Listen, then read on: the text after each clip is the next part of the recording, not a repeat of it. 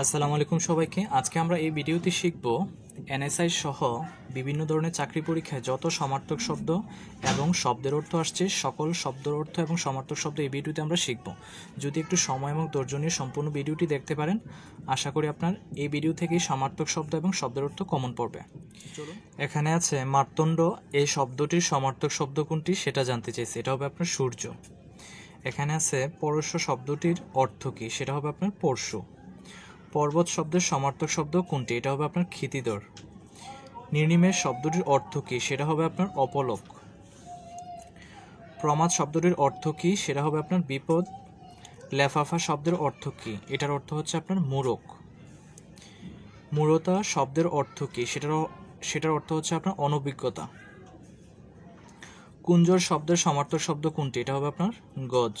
এরপর দেখুন এখানে আছে জঙ্গম শব্দের অর্থ কী, সেটার অর্থ হচ্ছে আপনার চলন্ত। আগুন শব্দটির সমার্থক শব্দ কোনটি, এটা হবে আপনার অনল। অপবাদ শব্দের সমার্থক শব্দ কোনটি, এটা হবে আপনার অপযশ। দেবতা শব্দের সমার্থক শব্দ কোনটি, এটা হবে আপনার সুর। খদুদ শব্দের অর্থ কী, সেটা হবে আপনার জোনাকি। কোনটি প্রতীক্ষা শব্দের প্রতিশব্দ, সেটা হবে আপনার এন্তেজার। অনিল শব্দের অর্থ কোনটি, এটা হবে আপনার বাতাস। অমরা শব্দের অর্থ কী, সেটা হবে আপনার স্বর্গ। এরপর দেখুন এখানে আছে পেলব শব্দের অর্থ কী, এটার অর্থ হচ্ছে আপনার কোমল। অরুণতুদ শব্দের অর্থ কী, এটার অর্থ হচ্ছে আপনার মর্মান্তিক। কমল শব্দের সমার্থক শব্দ হচ্ছে আপনার পুষ্কর। আমানত শব্দের অর্থ কী, এটার অর্থ হচ্ছে আপনার গচ্ছিত। সাগর শব্দের প্রতিশব্দ কোনটি, এটার অর্থ হচ্ছে আপনার অর্ণব।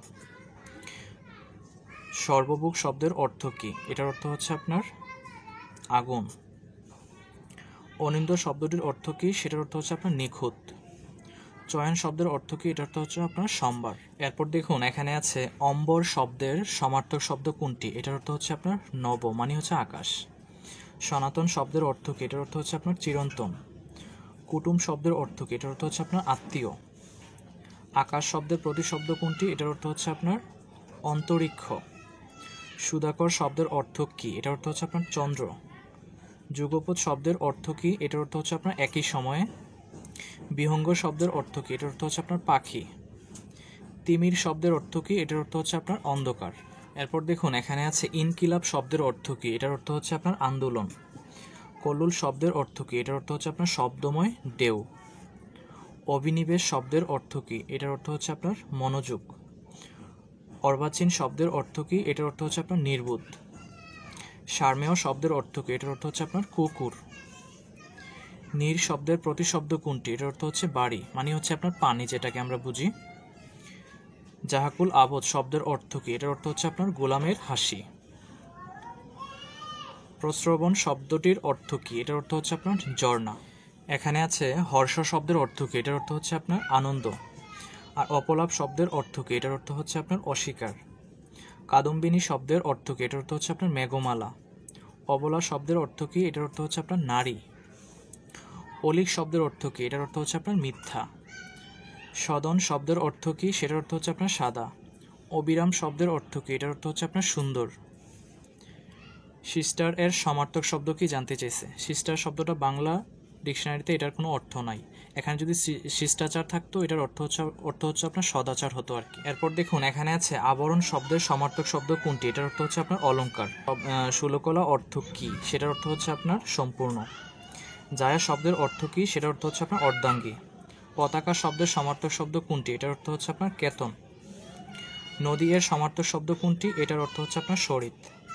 নাদ শব্দের অর্থ কী, সেটার অর্থ হচ্ছে আপনার সিংহের ডাক। নিপ শব্দের অর্থ কোনটি, সেটার অর্থ হচ্ছে আপনার কদম। পৃথিবী শব্দের প্রতিশব্দ কোনটি, সেটার অর্থ হচ্ছে আপনার বসুধা। এরপর দেখুন এখানে আছে উপক্রম শব্দের যথার্থ সমার্থক শব্দ কোনটি, এটার অর্থ হচ্ছে আপনার সূত্রপাত। গুবাক শব্দের অর্থ কী, সেটার অর্থ হচ্ছে আপনার সুপারি গাছ। ইত্তেফাক শব্দের অর্থ কী, সেটার অর্থ হচ্ছে সম্পৃক্তি। যবন শব্দের সমার্থক কোনটি, এটার অর্থ হচ্ছে আপনার মুসলিম। অবিলাস শব্দটির অর্থ কী, সেটার অর্থ হচ্ছে আপনার ইচ্ছা। পাথার শব্দের অর্থ কী, সেটার অর্থ হচ্ছে আপনার সমুদ্র। তাম্বুল শব্দের অর্থ কী, সেটার অর্থ হচ্ছে আপনার পান। বিজিত শব্দের অর্থ কী, সেটার অর্থ হচ্ছে আপনার পরাজিত। এরপর দেখুন এখানে আছে কোন শব্দের অর্থ হচ্ছে বায়ু, এটার অর্থ হচ্ছে আপনার সমীরণ। পানি এর সমার্থক শব্দ কোনটি? এটার অর্থ আপনার সলিল। বিরাগী শব্দের অর্থ কী? এটার অর্থ হচ্ছে আপনার উদাসীন। কুজন শব্দের অর্থ কী? সেটার অর্থ হচ্ছে আপনার পাখির ডাক। মাতঙ্গ কার সমার্থক? এটার অর্থ হচ্ছে আপনার হাতি। জলাশয় শব্দের সমার্থক শব্দ হচ্ছে আপনার সরোবর। অজ্ঞ শব্দের অর্থ কী? সেটার অর্থ হচ্ছে আপনার পূজার উপকরণ। এরপর দেখুন এখানে আছে সূর্য এর সমার্থক শব্দ কী? এটার অর্থ হচ্ছে আপনার মিহির।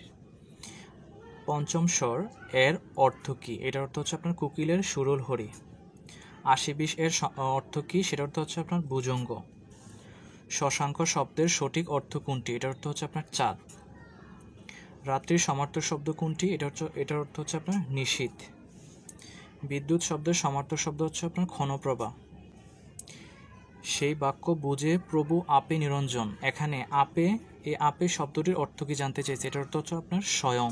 এরপরে দেখুন এখানে জানতে চাইছে সপ্তসুরে কথাটি বলতে কি বোঝায়? এটার অর্থ হচ্ছে আপনার চড়াসুর। নন্দিনী এর প্রতিশব্দ কোনটি? এটার অর্থ হচ্ছে আপনার তনয়া। বৃক্ষ শব্দটির সমার্থক শব্দ কি? এটার অর্থ হচ্ছে আপনার তরু। রাত্রি এর সমার্থক শব্দ কোনটি? এটার অর্থ হচ্ছে আপনার যামিনী। সমুদ্র এর সমার্থক কোনটি? এটার অর্থ হচ্ছে আপনার সিন্ধু। পুত্র এর সমার্থক শব্দ কোনটি? এটার অর্থ হচ্ছে আপনার তনয়। পয়জারের সমার্থক শব্দ কোনটি? এটার অর্থ হচ্ছে আপনার পাদুকা।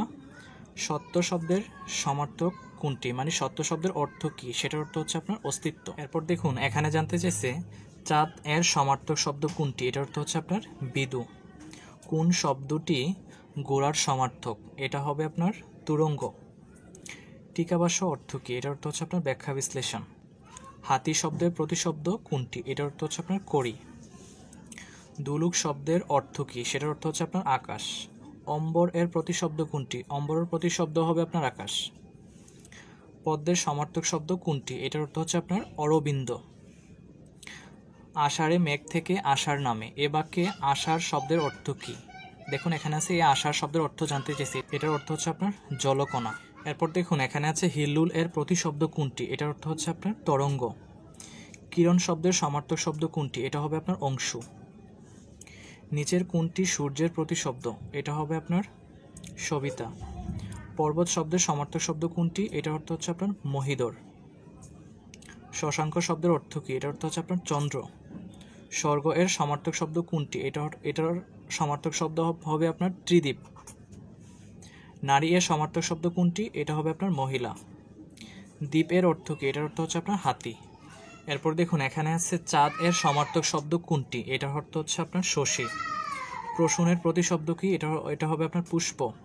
কপুল এর প্রতিশব্দ কি? এটার অর্থ হচ্ছে আপনার গাল। খাদির শব্দের অর্থ কি? এটার অর্থ হচ্ছে আপনার ক্ষয়ের। নীর শব্দের সমার্থক শব্দ কোনটি? এটা হবে আপনার বাড়ি। সমুদ্র শব্দের সমার্থক শব্দ কোনটি? এটা হবে আপনার উদুদি। তটিনী শব্দের অর্থ কি? সেটার অর্থ হচ্ছে আপনার নদী। খক শব্দটির অর্থ কি? সেটার অর্থ হচ্ছে আপনার পাখি। এরপর দেখুন এখানে আছে মরুদ শব্দের অর্থ কি? এটার অর্থ হচ্ছে আপনার বায়ু। কালকুট শব্দের অর্থ কি? এটার অর্থ হচ্ছে আপনার তীব্র বিষ। নিকুঞ্জ শব্দের অর্থ কি? সেটার অর্থ হচ্ছে আপনার বাগান। লোহিত শব্দের অর্থ কি? এটার অর্থ হচ্ছে আপনার লাল রং। কপুত শব্দটির সঠিক অর্থ কোনটি? এটার অর্থ হচ্ছে আপনার কবুতর।